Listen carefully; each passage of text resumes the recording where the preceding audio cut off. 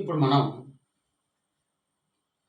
Production linked incentive scheme PLI scheme గురించి నేర్చుకుందాం.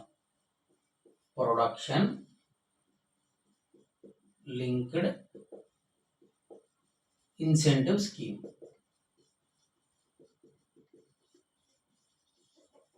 ఏం లేదు, పేరులోనే ఉంది. ప్రొడక్షన్ ఉత్పత్తి, లింక్డ్ ఉత్పత్తి ద్వారా ప్రోత్సాహకాలనే వస్తాయి. అంటే ఉత్పత్తి పెరిగితే ప్రోత్సాహకాలు ఇచ్చేటువంటి స్కీమ్నే మనం ప్రొడక్షన్ లింక్డ్ ఇన్సెంటివ్ స్కీమ్ అని అంటాం. ఇది ఇప్పుడు ఎందుకు వార్తల్లోకి వచ్చింది అంటే, ఇప్పుడు ప్రభుత్వం ఏం ఆలోచిస్తుందంటే అన్ని రంగాలకి కూడా పిఎల్ఐ స్కీమ్ను వర్తింప చేయాలా, లేదంటే కొన్ని రంగాల్లో కొన్ని పరిశ్రమలకు మాత్రమే దీన్ని వర్తింప చేయాలని చెప్పి ప్రభుత్వం ఆలోచిస్తుంది అన్నమాట. అందువల్ల ఇది వార్తల్లోకి రావడం జరిగింది. అయితే ఏంటి పిఎల్ఐ స్కీమ్ అంటే, పిఎల్ఐ స్కీమ్ అనేది మొట్టమొదటిసారిగా 2020వ సంవత్సరంలో తయారీ రంగం యొక్క అభివృద్ధి కోసం, తయారీ రంగంలో భారతదేశంలో తయారీ రంగాన్ని అభివృద్ధి చేసి తయారీ రంగంలో ఉన్నటువంటి వస్తువుల ఎగుమతులను పెంచడానికి ఉద్దేశించినటువంటిదే ఈ యొక్క ప్రొడక్షన్ లింక్డ్ ఇన్సెంటివ్ స్కీమ్. అదేవిధంగా దీని యొక్క మరొక లక్ష్యం ఏంటంటే ఉత్పత్తి సామర్థ్యం ఆధారంగా ప్రోత్సాహకాలు ఇవ్వడం. ఉత్పత్తి సామర్థ్యం ఆధారంగా ప్రోత్సాహకాలు ఇస్తుంది. ఈ ఉత్పత్తి సామర్థ్యం ఎలా లెక్కిస్తుంది అంటే ఇంక్రిమెంటల్ సేల్. ఎలా లెక్కిస్తుంది? ఇంక్రిమెంటల్ సేల్ ఆధారంగా.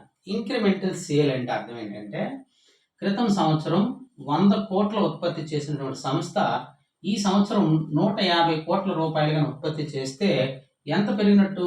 50 crores పెరిగినట్టు. ఈ విధంగా ఈ పెరిగినటువంటి మొత్తం మీద ప్రోత్సాహకాలు అనేది ఇస్తుంది. అందువల్ల దీన్ని ఇంక్రిమెంటల్ సేల్ ఇన్సెంటివ్ స్కీమ్ అని కూడా అంటారు.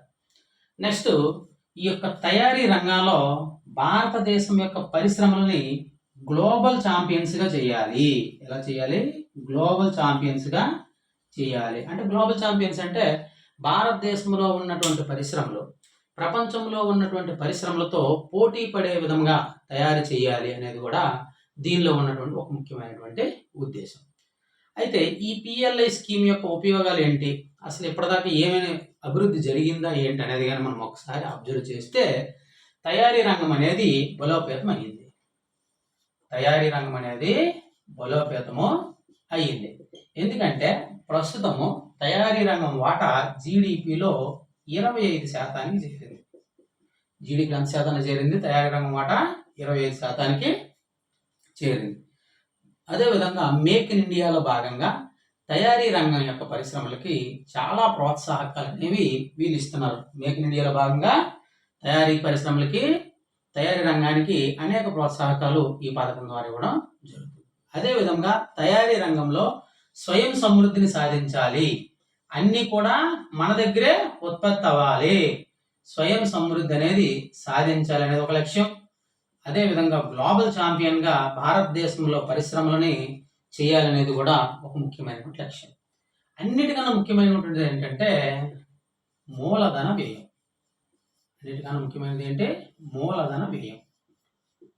మూలధన వ్యయం అంటే ఏమిటి? వ్యయంలో 2 రకాలు ఉంటాయి. ఒకటి రెవెన్యూ వ్యయము, రెండోది మూలధన వ్యయము. రెవెన్యూ వ్యయం అంటే ఏంటంటే ఆ వ్యయం చేయడం వల్ల ఎటువంటి అదనపు ఆదాయం రాదు.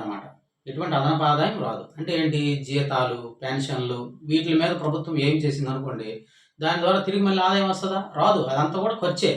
అదే ప్రభుత్వం అనేది ఒక ప్రాజెక్ట్ మీద పెట్టుబడి పెట్టింది అనుకోండి, దాన్ని మూలధన వ్యయం అంటారు. ఎందుకు?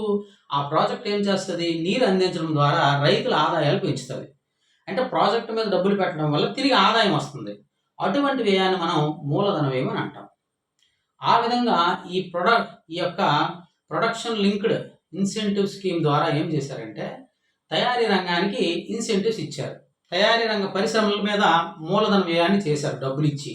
ఇంచుమించు 2.5 లక్షల నుండి 3 లక్షల కోట్ల వరకు వ్యయం చేశారు. ఎందుకంటే పరిశ్రమలకు ఇచ్చారు. ఇవ్వడం వల్ల ఏమైంది, తయారీ రంగంలో పరిశ్రమలు అభివృద్ధి జరిగాయి.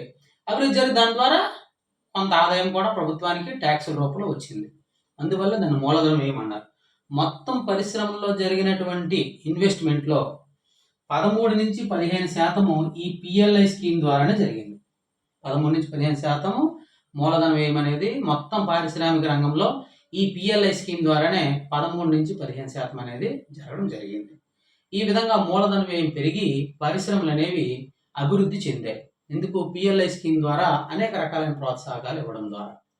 ఈ పిఎల్ఐ స్కీమ్నే రీసెంట్గా ఏం చేశారంటే ఐటీ హార్డ్వేర్ ఇండస్ట్రీకి కూడా అప్లై చేశారు. దాన్నే మనం ఏమంటామంటే PLI 2.0 IT hardware incentive scheme అని అంటాం.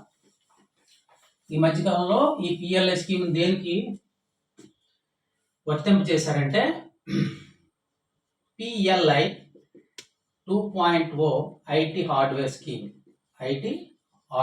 స్కీమ్. ఈ స్కీమ్ని ఇంప్లిమెంట్ చేస్తున్నటువంటి మంత్రిత్వ శాఖ ఏదంటే ministry of electronics information technology, MEITY అని అంటాం. Ministry of electronics information technology మంత్రిత్వ శాఖ ఆధ్వర్యంలో ఇది నడపబడుతుంది. దీని యొక్క ముఖ్య ఉద్దేశం ఏంటంటే హార్డ్వేర్ ఇండస్ట్రీలో హార్డ్వేర్ తయారీ రంగంలో ఈ పథకం ద్వారా ఇన్సెంటివ్స్ ఇచ్చి, ప్రోత్సాహకాలు ఇచ్చి తయారీ రంగాన్ని అభివృద్ధి చేసి ఎగుమతులను ప్రోత్సహించడం. తయారీ రంగము మరియు ఎగుమతులను ప్రోత్సహించడం దీని యొక్క ముఖ్య ఉద్దేశం. అయితే ఈ యొక్క హార్డ్వేర్ పాలసీలో ముఖ్యంగా ఏం తయారు చేయమన్నారంటే ల్యాప్టాప్స్, అదేవిధంగా ట్యాబ్లెట్స్ అంటే చిన్నమైనటువంటి కంప్యూటర్స్, అదేవిధంగా పర్సనల్ కంప్యూటర్స్, మానిటర్స్, ఇవన్నీ కూడా తయారు చేసి ఎగుమతి చేయడమే దీని యొక్క లక్ష్యం.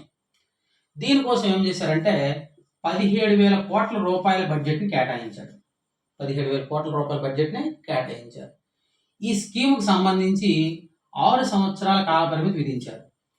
ఈ 6 సంవత్సరాల కాల పరిమితిలో వారు అనుకున్న టార్గెట్ రీచ్ అవ్వాలి.